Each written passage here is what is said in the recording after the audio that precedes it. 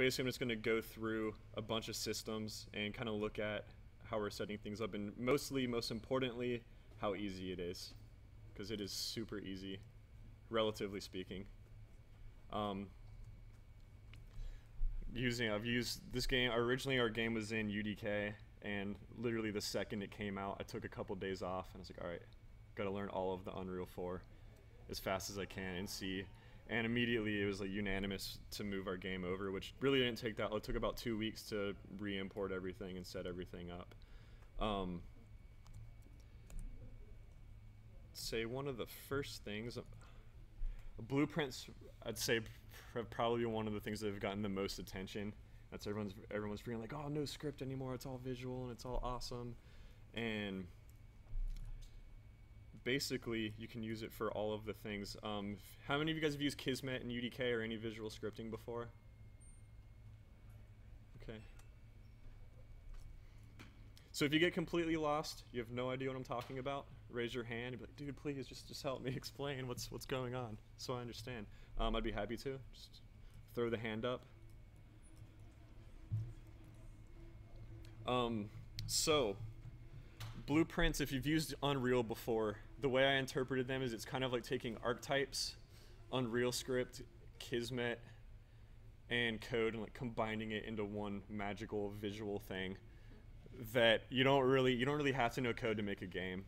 And Epic's done a great job of releasing samples and a lot of templates that can get you started. So if you know what genre you want your game to be, you can basically download the template and have like the camera set up and everything like right away. For Hanako, we're a third-person game, so basically we use like the third-person template and immediately had our camera. And one of the things, previously what you'd have to do is you'd have to code your camera, you would have to code all of that stuff, the positioning and all of that, and here the camera just exists in a 3D space that you can place, which is not necessarily a huge deal unless you don't have programmers or you have limited programming space. And it's really great for iteration because you can just move the camera wherever you want, set it up, tweak it, and immediately go see how it looks. So, and a lot of times you can actually do it real time. So I could, if I had multiple monitors, it would be easier for me to show. But basically, you can move the camera and immediately see it like update in game. You recompile and it just updates. And your collision box, all of the things that you used to have to code. If you've used Unreal Script, it was the magical default properties section of your script, where you would set up kind of your collision box and what weapons the dude has and kind of the basics of your character. So, and from there also you have this huge list of properties that this is also, most of this stuff is stuff that would be in default properties too. So when you're designing your games and you're working through kind of your game balance, you kind of have everything here. So you have your health and your armor and like your run speeds and all of that stuff. So you can really, the magic here is your iteration time for prototyping your game. So if you're a student, this is pivotal really, because you're like, all right, your professor will tell you like, all right, you have a week to like make a game, like figure it out or whatever. I don't know. We'll go with a week to figure it out. And you have to make, you know, a simple side scroll or whatever. You can tweak all your variables and all of your simple mechanics very easily.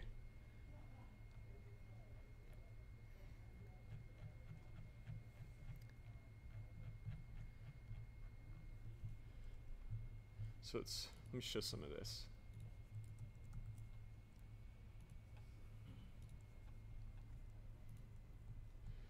So here's one of our dudes running around. When I get to the animation system, that's to me that's kind of the bread and butter. That's a significant improvement over any animation system I've ever used in any other engine. It's awesome. So let's say for instance that I didn't like where the camera is. I'll just move it way back.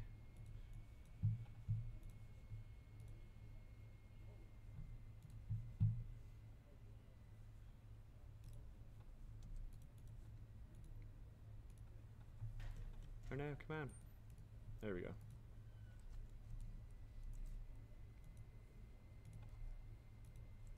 So now like in like 5 seconds, have a new camera to test. Whereas before, you have to change the variables in code, compile code, wait for it to compile, relaunch the editor, and then be like, oh, that didn't work. And then close it and rinse and repeat until you get it right. Here, you can just keep tweaking, basically click compile and just relaunch and see the change.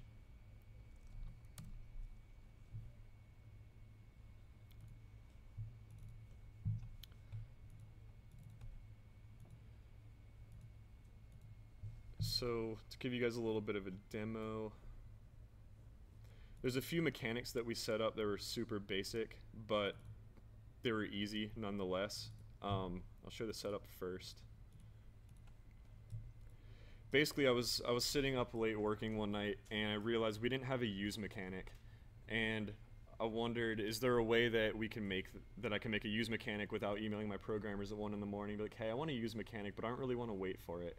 I don't really want to wait for you guys. I know you hate when I do that, but I'm gonna make a use mechanic. So, and then I also knew that, hey, we're a multiplayer game, so I want the use to replicate. So when I press use on something in the game, the other players know the action was taken. So it's just a really simple setup. And the cool thing is, before,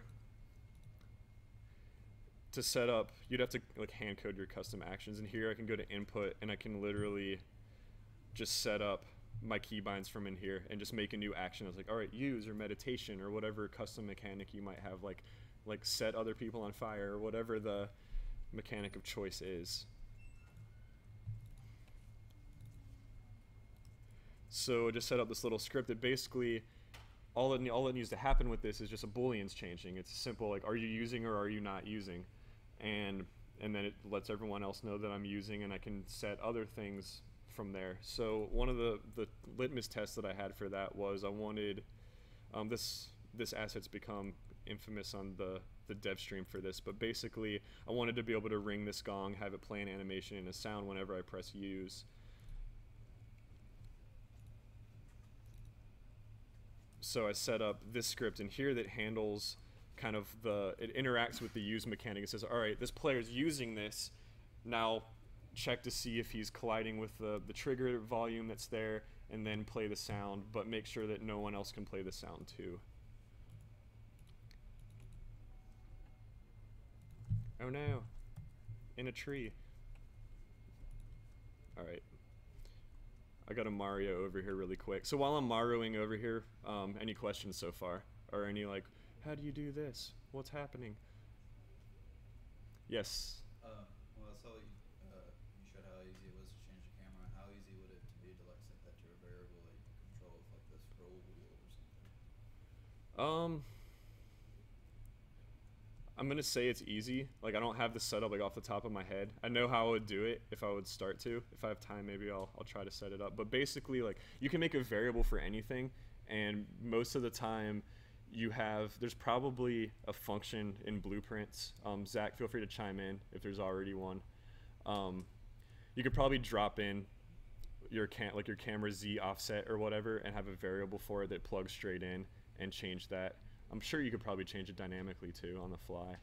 Actually missed the question. If you could set up a variable to, can you repeat your question verbatim? I don't want to miss details. Set it to where you could like add a variable to the camera's distance and set it to be controlled by like the scroll wheel on the mouse or something. Oh, sure.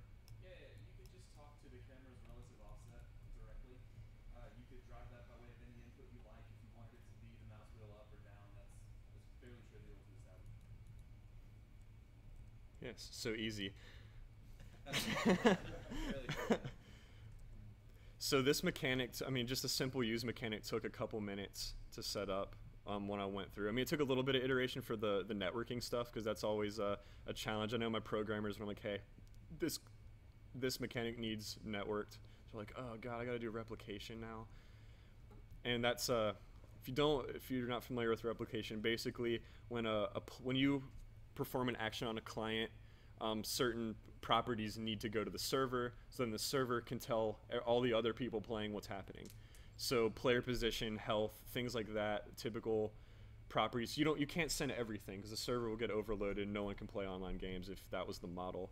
So you take select things, usually in variable form, and you say like, all right, here's client zero's player position, and now all the other players know every tick where every other player is, for example. Another component with blueprints for this game in particular, the way we've leveraged it the most is probably through our animation and communicating with animations, and that stuff is ridiculous, and I'm excited to go through that.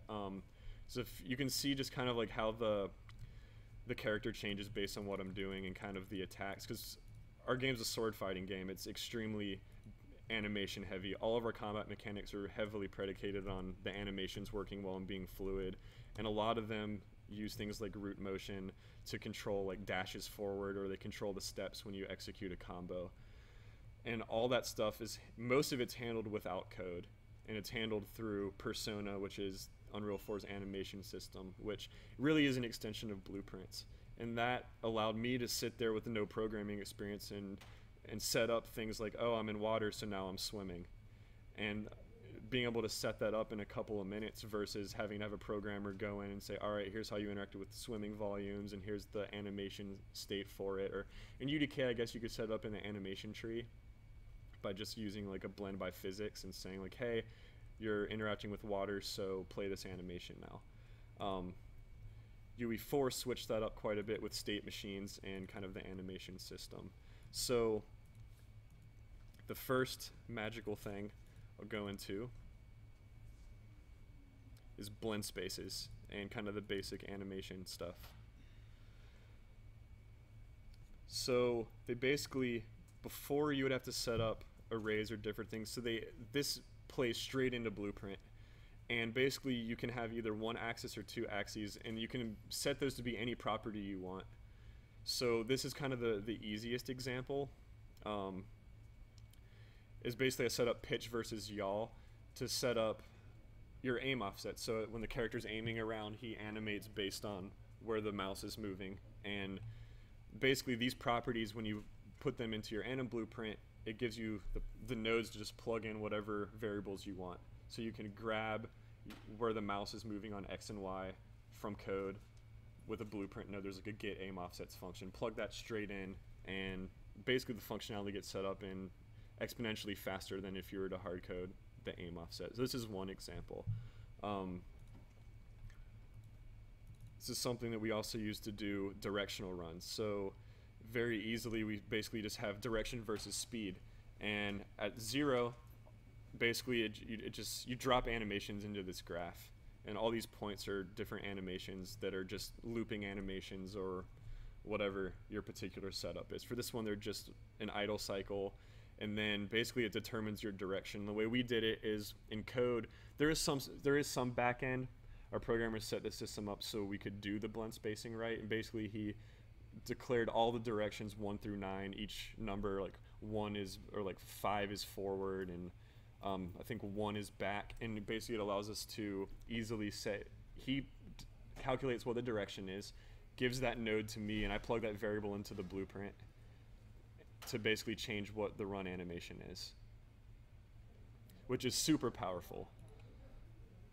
The same thing kind of applies to any of your states. Let's see what other ones I have.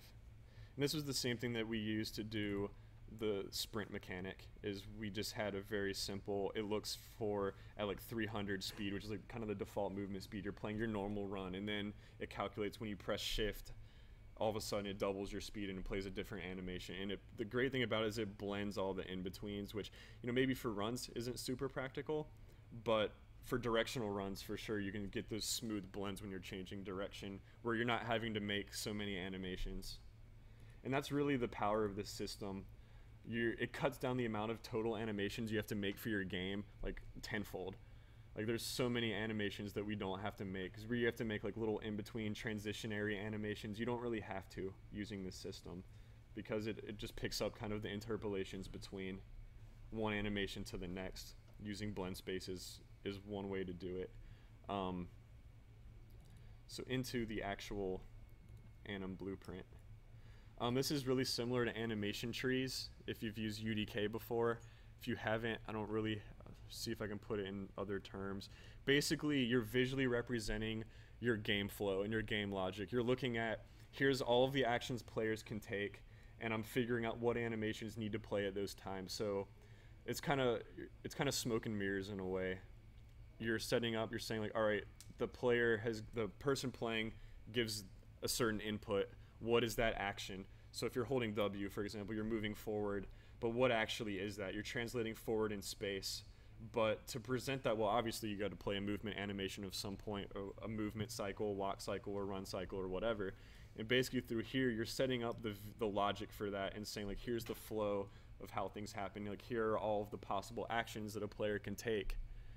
And you're setting up kind of the structure. So from there, one of the new things in Persona that's way different from animation trees, where you just had this giant web of logic, is state machines. And ours is pretty complicated, and I'm not an organized person, as you can tell, so there's just nodes everywhere. It makes sense to me, and I'll break it down. Basically, how this works is this looks at, basically, you're setting up a web diagram of your mechanics and how those mechanics play with each other and how you can transition from one state to another. So the best way that I think about this is I wrote down, here's all of the actions my player can take that requires an animation. And from there you set up a state. So the first state when you first spawn in is going to be an idle state. So from in there you kind of have like a sub. This basically, you almost have like mini animation trees like built into each state. So from in here, there's some extra stuff I'm not using, so ignore that. But it goes to this node, and basically this is just, there's a stances variable here. And we have two stances in our game as kind of an alternate. You have like your default, like your light stance, and then like your heavy fighting stance. And based on what stance you're in, it determines whether it plays like the alternate stance idle or the regular idle. So you can kind of see, if I pop back in game,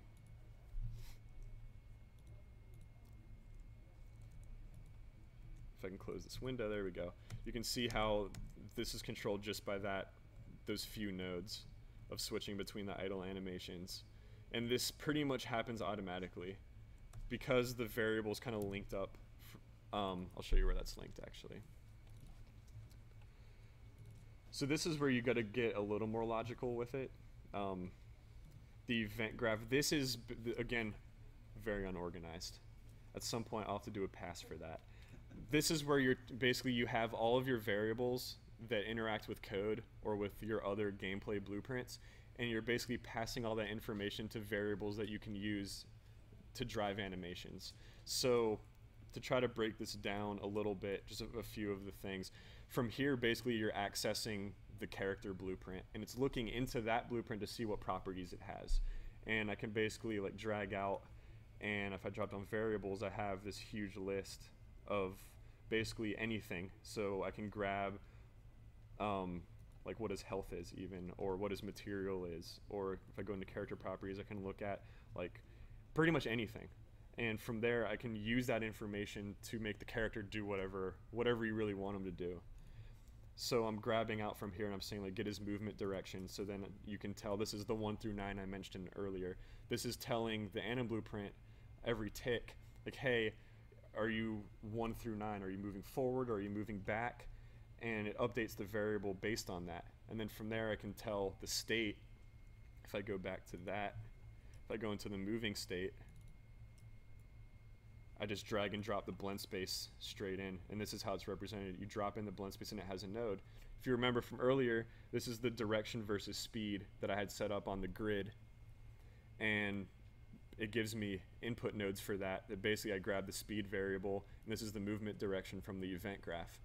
So every tick it's looking at where am I moving and how fast am I moving, and from there it moves basically a point on that graph that I showed you from the blend space. It moves it to the appropriate point based on whatever those numbers are, which is freaking amazing, for lack of a better explanation. And the same kind of thing exists for basically all the other variables, like the aim offsets I was mentioning earlier. It's from here, and it's actually looking at what weapon you have to kind of determine how the stance changes and how that's affected. Movement speed, basically all your states are in here, and this is where where I'm setting up meditation and jumping, and basically to show you how this ties in terms of a certain mechanic to kind of simplify. Let me go back to the actual character blueprint. First off, does anyone have any questions while I'm bouncing around? Or is anyone completely and utterly confused? Or are you guys following along? You got it. You're going to go home and make awesome blueprint games tonight. So this is literally the meditation mechanic in the character blueprint. All it is I set up a variable here. And you can literally just click variable and just set up whatever you want. And basically, it's just a toggle. It's like you press the meditate key. If you're already meditating, it makes you not meditate. It makes you get up. And if you're meditating, or you're not meditating, then you drop into meditation. And basically, it just swaps back and forth. I can pass this information back to the animation blueprint. So when I go back here, basically I grab that variable from the character. And basically, I use this node as kind of a catch-all to say, like, here's all of the things that I need from my character to drive animations. So I accessed the meditating variable, and I basically synced it up with a local one within the animation tree, or animation blueprint, excuse me. So basically, it synchronizes from one to the next by passing that information. And how I use that in the state is, actually, I have a meditating state. And in here, it basically just looks to see if meditation's true and at what point it is, and then it just plays the animation as is needed. So when I go back in game,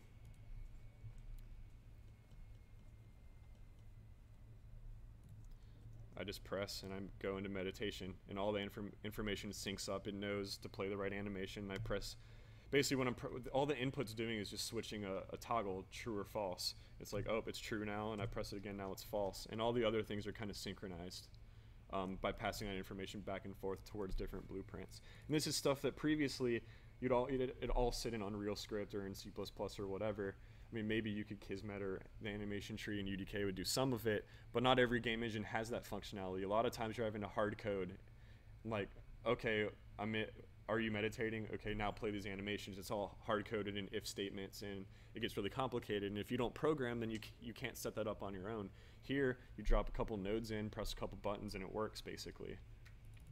Which it's lowered the barrier of entry for indie developers and students to start prototyping. You guys can get your games out way faster and start playing with interesting mechanics. Like, if you have an idea in your head, more than likely it can be made in Blueprint very quickly. I mean, it might be super complicated and take some time, but as far as like early prototypes. So the magic here, besides just having individual states, is like the transitioning in between. So I can preview kind of the changes of variables here. If I just click, you can see like how it lights up and changes, and what all these crazy little nodes in between, what those are handling is basically what rules need to occur to go from one state to the next. So basically, an example of that is, you see what's highlighted. What's highlighted is the active state, and it tells you what percentage. So for prototyping your states, to make sure your rules are set up right, you can really quickly debug. And you can actually, when I'm playing in game, you can drop down and pick your character, and it'll tell you real time what state you're in, which is, if you have dual monitors, it's great. So you can just slap the screen on the other screen, run around with your guy, and you can see exactly what states he's going through and when. So the first example is basically you're idling, but the first action you're probably going to take as a player is you're going to go to a moving state.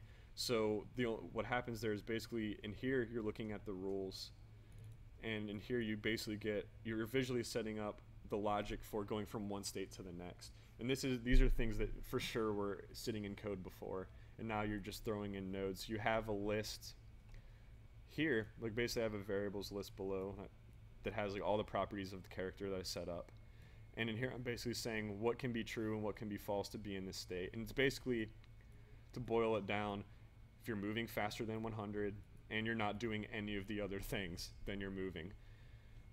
So when I go back to the state machine and I change my movement speed to 300, it automatically knows to transition me to moving. And then in there I basically just set up the blend space, drop it in, like, all right, here's all my running animations and the directionality and all that. And basically between those two actions, you're setting up directional runs for your character, you're setting up the idling for your character, and transitioning into movement, and not just forward movement, but any movement. Because as long as you're moving at above 100 movement speed and you have a direction, your character is going to play the appropriate animation. And if you think about that, then you can kind of see the possibilities that are there, not just for movement, but for any actions that your character might take.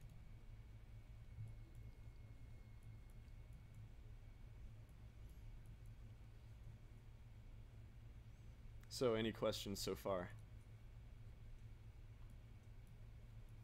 You mentioned earlier that, you mentioned connecting your game using network connection. Is there a tool in the new engine for network connection, or is it still scripted? In what terms, as far as it connecting to a server? Yeah. Or as far as I know, it's built in. I mean, I can do, when I do play from here, you can literally check run as dedicated server. Okay, so And you can set your server settings. and you can say like open 2 clients. When I click play, it's going to open 2 windows. One, the window behind this is the actual server, and then this is a client. Because a lot of times when you're setting up scripting for networking, it's going to work on the whoever's the host. Like if it's a listen server and you're playing and you're also the server, most of the time the things you're doing are going to work. But then you run up on this, if I was to run up on this client, the client might not get some of that information. That's usually like how we figure it out. Because I'll go in and I'll try a bunch of stuff just locally in the play and editor, and it works fine. And then I run a client and I run up, I'm like, oh crap, none of this works. Forgot about networking. And blueprint variables have a drop down for replication. You can say literally rep notify this variable or replicate this variable. And basically, if I go back to the character blueprint, I can kind of show an example.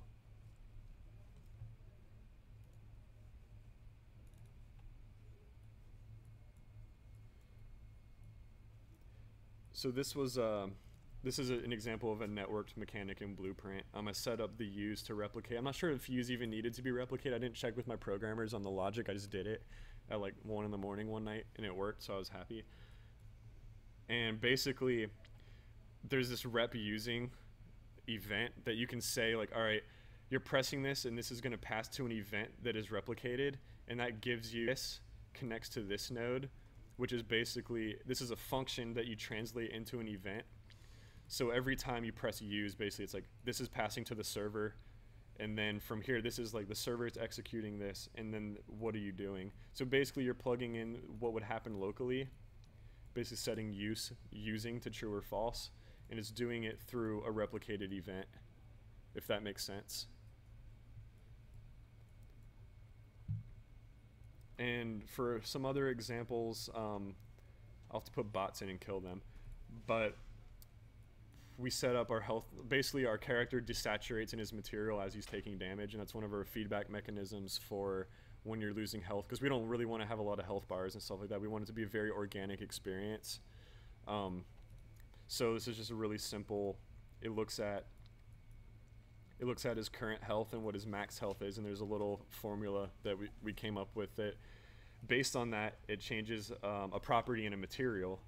So if you think about the power there, you can use that for anything. If you wanted to destroy something, if you're at my first panel and you wanted like cracks in the material to like grow up the column before it explodes or whatever, you could just have a variable that at 0 it turns the cracks off, and as that number nears 1, it's like turning on the cracks that are like crawling up. You can control that from Blueprint completely with events. You could literally just grab an event and just do like when something's taking damage.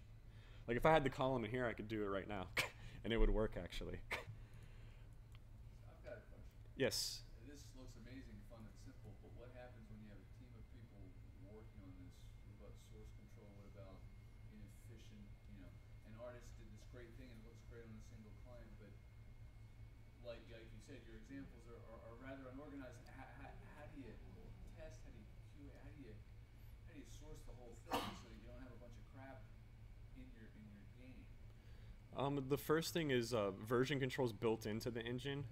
I don't have it activated in this version because I don't actually dev on this laptop, but there's actually, if you see down here, there's source control built in. It integrates into Perforce, and I'm not sure what other ones. It might plug into SVN or some other solution, but Perforce is kind of the industry standard for source control, as far as I know.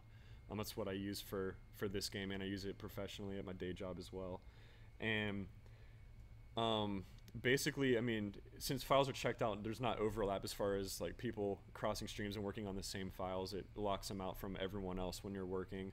As far as debugging, I mean, really, organization is just on the responsibility of the developer. It's my responsibility to go back at some point and organize that in a way that if another one of my team members needs to work in it, it's set up in a way where he understands what I did, or I understand what he's doing. I mean, this particular blueprint is set up more organized. It's commented on what each section is for, what it does. And as far as debugging goes, I'll see if I can show it on one screen. It might be a little difficult. But you can do your debugging real time. So you can see how it says simulating here. It'll actually light up events that are firing while you're testing. So on dual screen setups, it's great because you can drag this over, set your debug setup, and I'll see if I can show both.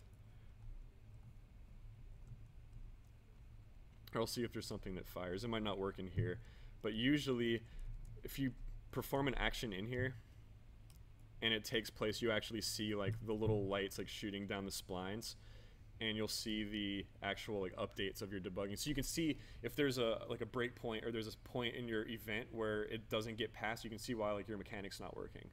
Let me see if I really want to show an example of that, because it's a really great system. Because before, you'd have to use like a third-party debugger, or you would just kind of have to keep trial and error until you get the result you want. Whereas here, you're visually seeing exactly what the problem is, or seeing if your mechanic's working.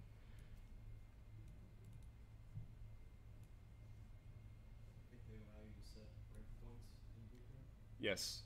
So you just kind of get to a certain section and then stop. Yeah. So let me see if I can change something really quick.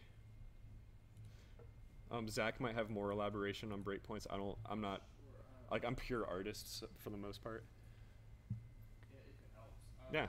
So to see the simulation blueprint, all you need to do is set your what object you're actually following, which you can do in the toolbar. Setting a breakpoint is really just right-clicking on a node and telling it to set a breakpoint. When that node fires again, it's going to pause your game and jump you right to that node in your graph. I'll be happy to show folks after this demo. Yeah, and what Zach's talking about is like from this dropdown, I'm running the game in the background, and let me see if I can get this. You can see how it lit up idle. I'm gonna try to see if it'll let me. You see how I'm moving in game and it's updating what I'm doing? Because this is like real-time debugging essentially, and the same system exists for the other blueprints that we were mentioning before. I can't see where I'm going, so it's a little difficult. But hold on, let me move this down here. Yeah, so you can see like as I'm changing my action in game, it updates real time in the actual blueprint editor what action is taking place. So you can see your transitions, and this was super useful because this diagram got very confusing very quickly when I was setting up the mechanics, and a lot of them weren't working. There were instances where like I'd jump in water and I'd still be playing the swimming animation, or I'd get out of water and I'd be swimming on the ground because it wouldn't transition back to the movement. And basically using this particular debugging method in the engine was the only way I could find out. And I found I could see the point that it was getting stuck, and it had like, it breaks down the percentages. It might be hard to see on the screen, but you can see it says like 100% active, and you can see percentages changing as I'm transitioning in states. And you can set up the blend times for that too, how long it takes to transition, so you can make it more smooth, or if you want a rigid cut to a different state. See.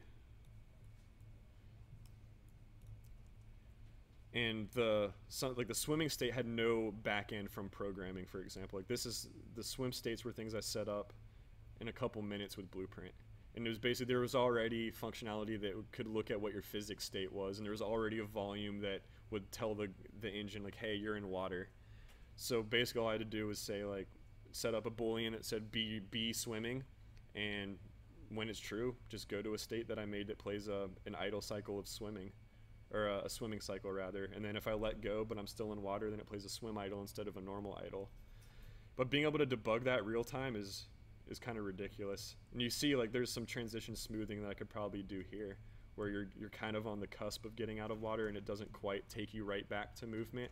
I can look through here and see how the percentages are breaking down and tweak the rules based on that. So I might find that as I'm transitioning to the swimming state, one of these rules isn't correct. Or maybe I need to add more booleans in here of different things, because maybe you're holding the sprint key while you're swimming, so it thinks you're in both states. So you have to kind of break it down from there, for example. That's just like a practical example of kind of the debugging. The blueprint specific stuff that's pure mechanics and not animation, you can still, the principle still applies there.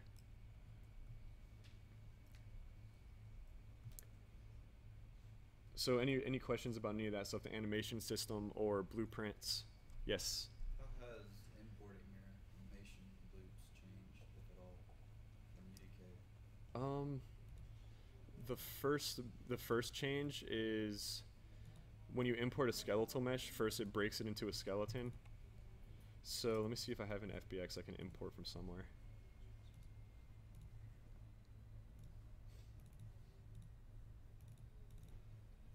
As it turns out, I do. So I'll just import something. Basically it brings up this dialog and it asks you whether it's a skeletal mesh or an animation, which is nice because you can kind of, and then if you don't have a skeleton, it makes one for you. So if I just click import, it's going to split a skeleton out, which has all your bones. And this is in UDK, this is basically the same as like the old skeletal mesh editor, except a way better interface. And basically all of the things are better, but it's, you set up your sockets like you saw in the last one, to attach weapons or attach a particle effect or whatever. As far as importing animations, it's the same process. Basically what it does when you import, you declare it as an animation and it asks you what skeleton you want to apply it to, which is awesome because in theory you could have an animation that you import to multiple skeletons, and if the bone names and the positions are close enough, you could basically reuse animations on different characters. And there's actually retargeting systems where, like, say, like we have two different skeletons for our two characters, because one's like a little bit shorter and its proportions are different. So we have like the archer character and then like the swordsman character. We could, in theory, take like the animations from the basic movement animations, retarget those to the archer's skeleton, and start reusing those animations. So this was particularly useful for my team because we have one animator, and it takes a long time to get all the basic movement animations, because these are basically, all these animations are all of the cycles for movement. And through blend spaces, I set up a couple of different setups, where there's maybe 3 different setups that drives all of these. But these animations exist in the anim blueprint in blend spaces where properties are driving them, rather than you having a hard code like, all right, you're moving back, now play crouch run B because you're crouching and moving back. That's just all handled for you, basically.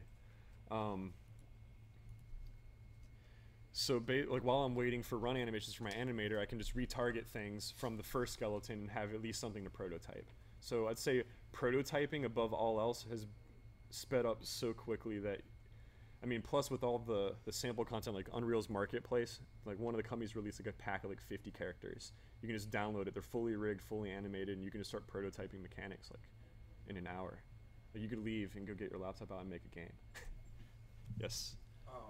In terms of you guys' characters, I saw when you were pulling up the animation, do you split your animations for each FBX file, or do you like create just one FBX and put all your animations into it and then import it? Is there, because I know you can have like can you have multiple animations within one FBX file and then try to import it and then cut and paste it all in Unreal, or do you need to have each FBX be a specific animation and then import it?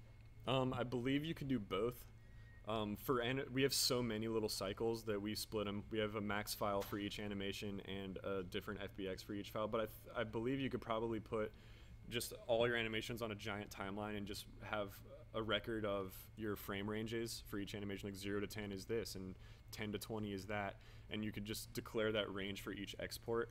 for organization's sake, I wouldn't do it that way, but it's really just personal preference. There's not really a wrong way to do anything, assuming that it imports right. But as far as I know, I mean, either one's viable, but it just depends on the scope of your project, who you're working with. And since I'm handling tech art for Hanako, my animator is just putting FBXs up on Perforce, and they're named what they're supposed to be named in game, and then I just import them in mass. Now is the overhead, I mean, because I guess you're for each FBX that you have, it's the exact same character. So is the overhead just like size? Like, I mean, if you have like 50 animations, you have 50 FBXs, all with the same character in it, instead of having one FBX with one character and just a whole lot of animations. You know what I'm saying? Like, is it a lot larger? Does the game come a lot larger? The cost is the same because you still have one character and one skeleton, regardless of because the end result's the same essentially. Like, even though you have like all your animations in one FBX that you're exporting separately, when they import into the engine, it's still going to be like in this list the same way. And basically, it's the animation isn't specific to a character, but it is specific to a skeleton. So basically, it's playing the animation on the skeleton that's inside the character. And you could use the same skeleton for like an infinite amount of characters. You could have 20 characters that use the same skeleton, and all the animations will work on all of those characters.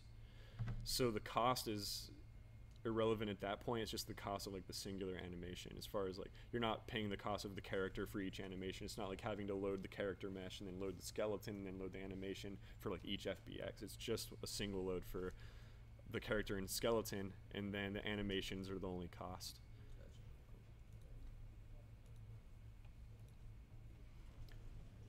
So let me think what else.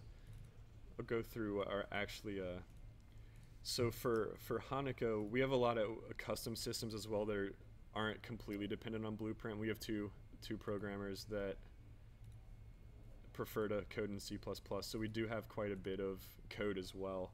And at some point, actually, one of us going to do a stream on doing like C++ stuff from scratch for Unreal 4 stuff, and that'll be pretty cool. And did any of you guys attend Zach's workshop yesterday? Yeah. There would have been lots of learning in there. But basically, for our combat system, we have directionally driven attacks. So it looks at what direction you're moving when you click, and it plays the attack that kind of corresponds with that. If any of you guys play like Jedi Knight 2 or Jedi Academy, any of those games, very similar to that setup. I love that game, and I still think that's the best like sword fighting melee system in any game period. It was super fluid and like really intuitive, and I wouldn't say we're basically trying to create that kind of fluidity, because melee games now like Chivalry or like War of Roses, a lot of those Mountain Blade type games are super slow combat. It's not very realistic. It is very gamey, and I don't think they're bad games, but as far as like what we're going for, I don't think like really clunky mechanics play to like the samurai theme very well, where you're like basically like waiting for a slow motion attack to finish so you can react to it in time. I want this to be a little more visceral and exciting, kind of like how Jedi Academy was with crazy duels with dudes running around. Let's see if I can get some bots in here. Yes? How does the system handle an incomplete transition? Say, for instance, that if you wanted to go from, and I don't know whether you do that in Animator or in the Blueprint, but if you were like in the middle of a swing, but you stopped it, and then you go to a block, like, I don't want to go from like, have to play through the entire animation just to be able to transition. So does the state system handle those percentages like that too, like what we're doing in partial transition, and then go a different way? Yeah. At any point during a frame, if the rules necessary to transition occur at any time, it'll just transition. You do have some control over that, and there's blend properties that you can set the amount of time it takes to transition. Usually it's like a couple tenths of a second. Most of ours are like 0.2 seconds that it transitions, and that's how you get the smooth transitions between, even though I'm spamming keys right now to change direction. If you look up at the screen, I don't know if you have a good view angle from where you're sitting, but basically it's calculating every tick what rule needs to occur for me to change. And if you see I'm attacking and then clicking block, you can see how it doesn't quite play the whole animation. Like, this is the whole animation, but if I click and then click block right away, you can see how it kind of snaps to the block, which potentially you might run into a lot of transition issues where you get like really bad transitions, but the engine gives you full control over that. It's just a matter of going back and tweaking your blend times. Like, you have blend in and blend out. where you have full control over those transitions, and you can really just keep iterating on your rules until you get kind of the ideal. Does that answer your question? Okay. So for this system, our attacks are based on the weapon and the character, because there's 4 classes in our game. They all have 2 weapons to choose from, and then an alternate stance for each. So setting that up it's pretty heavily code driven because it's custom behavior. So what we did with our blueprints is we integrated the directional attacks in the actual weapon, and that communicates with the character. So in here we set up properties that basically set up what animations it plays for certain custom properties, and it's probably easier to set it up in Blueprint, but when you have programmers at your disposal, they want to code, so I'm not going to deny them that opportunity. And it's their belief that Zach, feel free to correct me on this, it's their belief that coding in C++ is more efficient and easier to control, like memory cost and the overall cost of your game through C++ rather than blueprints. Is that true, Zach? Or is their presumption incorrect? It depends on who you're talking about. Some folks think that way. I mean, Blueprint at the end of the day is a scripting language, so at a really, really, really rough estimate, it's about 10 times slower than native C++ code. So it's really what you need and when you need it. If you're doing something that's really, really banging on the CPU, then you should be coding in C++. But the animation system is not the kind of thing that a programmer would ever want to touch. It's way too artistically driven. Yes, that is why I interact with it, and they usually don't. They actually hate interacting with it, mostly because it's unorganized, but also because they're like, it's visual, you can do it. You're an artist. But there's a lot, like you see in here, there's a lot of custom properties that we set up. Like we have kind of our stances, and within here, you see it has slots to plug in all the animations. And basically, I have a document that our programmers made that say like, here's what all the attack directions, what number they correspond to, and then I can come in and plug in the animations for each. And then there's also the animation blueprint is splitting our character in half. Basically, you can play different animations on the bottom half of the body than the top, and that saves infinite amount of time. Like, not infinite, but it saves, I can't even explain how much time it saves and how many total animations, like if your total animation set per character, how much time that saves, because before any blending stuff, you'd either have to hard code that behavior, or you'd have to make an animation for like, all right, I'm swinging in place. Now I'm swinging while moving. Now I'm swinging while moving this way. You have to have a different animation for all of that. In this, you just say, no, play the movement animations on the lower half of the body, and then play the attack animations on the top. And I mean, that existed in UDK too, but you have a little more control over it here. It's a little bit easier to configure. So with that said, we have 12 more minutes. I'll touch on some visual artistic things too, because I'm sure there's artists in here too. Artist people, raise your hand. Yes, lots of artists. One thing I'll comment on, I don't think I have SpeedTree installed, but the new SpeedTree for UE4 is probably the coolest thing of all time. Our game's so nature-based and such huge outdoor levels. Being able to create awesome trees in a couple of minutes it's kind of along the same. It seems like the general theme of Unreal 4 is efficiency and getting things done timely and working smarter rather than like beating your head on old outdated methodology for making games. They've made everything streamlined, everything simpler and easier to do and easier to pick up. Yes? Is there like a shader blueprint? I mean, there's the material editor, which has gone with more like a physically based system. I'll show you. The material editor is very similar to the one from UDK or even the Slate material editor in Max. It's still like node-based materials. And one of the great things, a lot of plugins, if you use like Dedo or algorithmic surface painter, or is it surface or substance? Substance. The program's called one of those two things. Basically, with the physically based rendering model that's becoming popularized in games, it lets you export material straight to the engine now.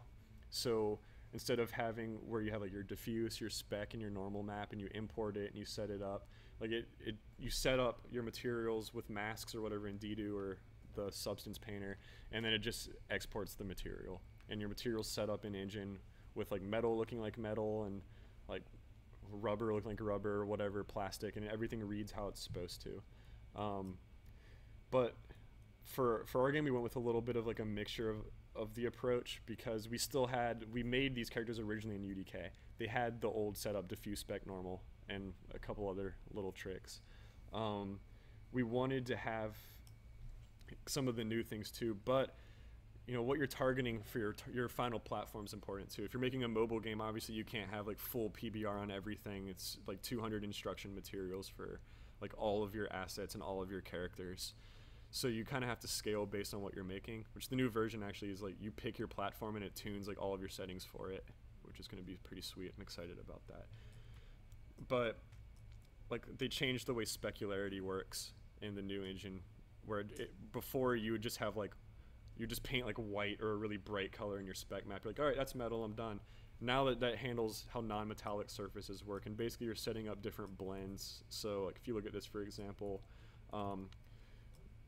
this is using like sub-materials in a way. They call them material functions. But basically I'm setting up a specific material. I'm saying, all right, I want a certain part of my character to look like it's gold. So they control that now with the metallic property. And basically 0 is not metallic at all, and 1 is like super metallic. And you can see like how the